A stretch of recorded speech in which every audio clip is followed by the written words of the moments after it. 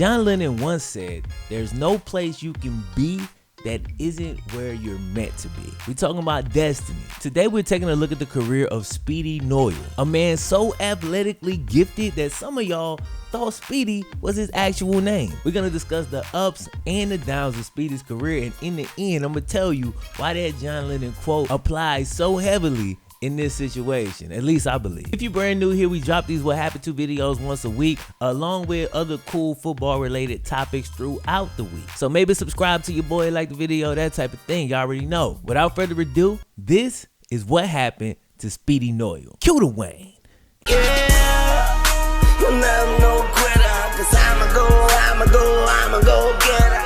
Now real quick, before we jump into the video, I have to give a shout out to one of the most consistent sponsors on the channel. You already know what it is, SeatGeek. SeatGeek is an app that aggregates tickets from all over the internet, putting them in one place, making the buying process as simple as possible for you. They grade these tickets on a scale from 1 to 100, allowing you to quickly assess the value of each deal at a glance. To further simplify the buying process, they allow you to preview the view of each seat before you even get there, so you already know what those seats are gonna look like. If you want to download the SeatGeek app, all you gotta do is click the link in the description, and don't forget to use my code FlemLo for $20 off your first purchase. Let's get it.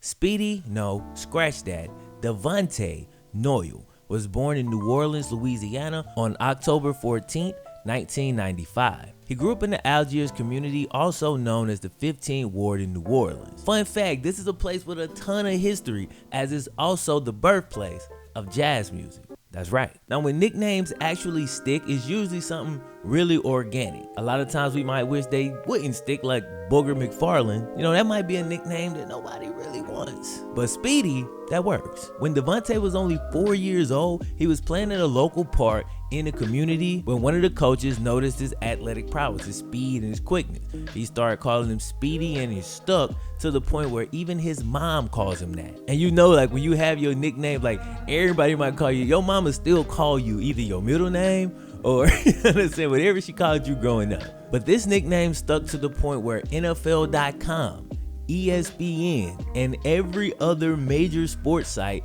still lists Devontae as Speedy Noil, and that's despite the fact that he's never legally changed his name. Now with any great nickname comes great expectation, and while Speedy was a phenomenal athlete as he grew up, he found trouble finding a specific position on the football field. So when he hit high school, the coaches just put him everywhere. He played receiver, running back, and mostly quarterback. During his junior year in 2011, Speedy threw for 1,600 yards with 26 touchdowns through the air.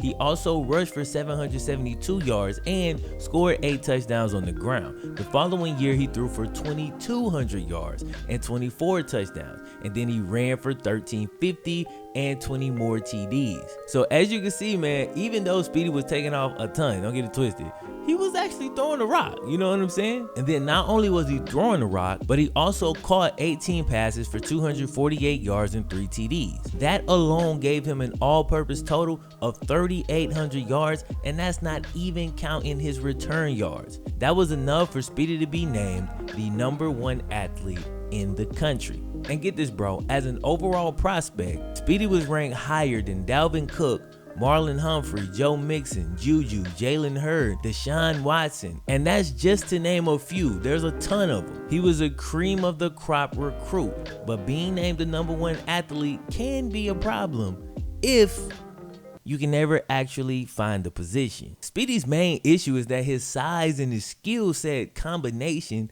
didn't fit well into any one position. Dude was 5'10", 176, so he'd make for an undersized quarterback. I personally believe he should have played running back, but for whatever reason, that's never even seemed to be an option. Will he be a small running back? Sure, but by the time he came out of college, he could have went from 176 to 190, been a nice little change of pace back, return kicks and punts. You can make a career out of that. Now, to be fair, there's been a number of wide receivers in that size range who have found success on the next level. But I feel like Speedy was slotted there almost based on size alone, because when you actually look at his film, while at times he was pretty good at making contested catches, the issue is his route running is just really bad. And sure, you're gonna refine your route running and you're gonna get better at that as you go through college. But when this is your starting point and you're already a smaller guy, you got a long way to go. It's like anything other than a fade route, a go route, a post route, he really doesn't look good at all. Either way, the lack of a true position wasn't Speedy's only issue. After receiving offers from LSU, Alabama, Auburn, Florida, and more, Speedy decided to attend Texas A&M. This was in large part due to the fact that his boy Noel Ellis, who attended the same high school as Speedy, had also gone there the year before and was seeing playing time as a freshman. So when Speedy went on his visit, I'm pretty sure it kind of felt like old times, and Speedy admitted as much that had a lot to do with the reason that he ended up going there. Speedy's freshman year at A&M was promising. The true freshman made 46 receptions for 583 yards and 5 touchdowns.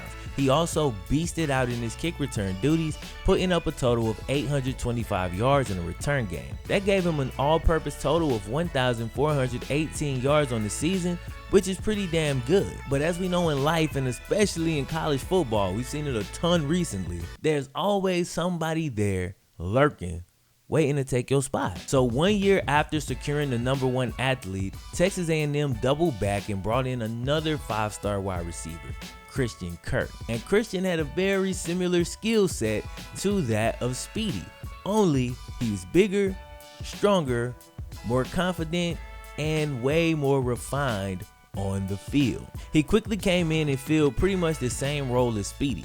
Christian Kirk went over 100 yards in his very first game at Texas A&M, and a couple games later, 120, 173. At that same point in the season, Speedy had less than 100 yards on the entire season. So as if that wasn't bad enough, Christian Kirk even encroached on Speedy's return job as well, gaining more yards and scoring 2 return touchdowns to Speedy's 0. Now, Coach Kevin Sumlin said in an interview that the reason for Speedy's troubles was the fact that he was dealing with a soft tissue injury. He said through 28 practices in fall camp, Speedy had only practiced in 6 of them. Be that as it may, Speedy's production did not increase, over the course of the season. It wouldn't be too far-fetched to think that Speedy would have tried to come back too soon, maybe re-injured himself or aggravated his injury, whatever, and it just ended up sticking around for the entire season. He had a huge incentive to try to rush back as Christian Kirk was taking his job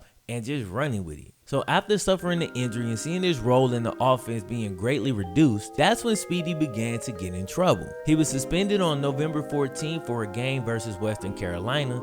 Then he was suspended again a few weeks later for the bowl game and the first game of the following season for an undisclosed team rules violation. 2016 brought more of the same. Speedy was removed from punt return altogether and only had 5 kick return opportunities the entire year. He had 21 catches on the season while his counterpart Christian Kirk had 83. As Speedy's on-field prominence quickly faded, a huge light was then shown on his off-the-field issues. He was arrested for driving without a license but was out in time to play in the scrimmage that night. But later that season, he ran into even bigger issues. Somebody snitched and called the police due to loud music coming from Speedy's apartment. To be fair, it was near midnight and it's common courtesy to turn your music down, especially when it gets late and you got, neighbors in close proximity, especially in an apartment, walls be hella thin, headphones, bro. Anyway, the police came and Speedy didn't want to let him in. Technically, by law, he did not have to. Speedy instead stepped outside to talk to the officer. During that brief moment, the officer said they smelled marijuana. Here's the part that confuses me a little bit. The officer had to go and obtain a warrant. Now, I'm not sure exactly how long that takes, but I don't care because that's enough time. Why, when they came back, did they still find marijuana?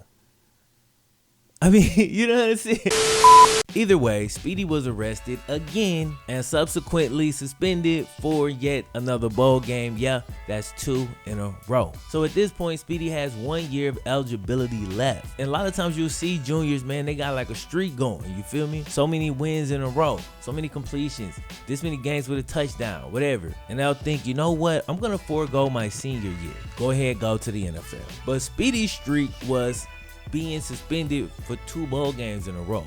So I'm not sure who was advising him, but he decided that it was best right then to declare for the NFL draft. Now, to me, that's a terrible move in his situation. If I was advising Speedy, what would I have told him? At that point, he was never going to get his role back completely from Christian Kirk. His trust of Texas A&M had soured. And this happens a lot because when they're recruiting these guys, they're telling them how much they love them, how much they want them on the team, with great things that they're going to accomplish. And then after them being there for a year, they bring in another guy who they've told the exact same thing. He comes in, takes your spot, your role gets reduced, your trust in the organization decreases. So why not transfer? Now you can kind of rebrand, man. Fix your image. You know, I just needed a change of scenery. Come back ready physically and mentally after sitting out your year and then beast out at another school. Now enter the draft. But Speedy was very impatient with this, and I don't want to judge too much because it might just be a situation where he really needed the finances. You don't know the situation that his family could have been in. So he felt like he needed to start earning money right away. If that was the case and he couldn't make it another 2 years,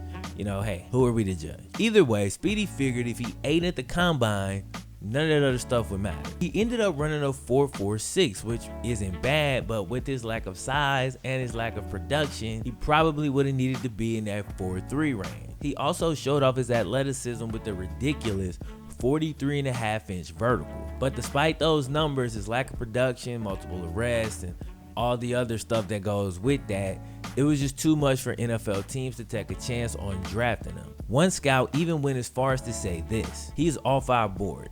Good athlete, but not a good football player, and not a guy we want in our locker room. So despite that, two teams still decided to give Speedy a shot. That was the Packers and the Seahawks.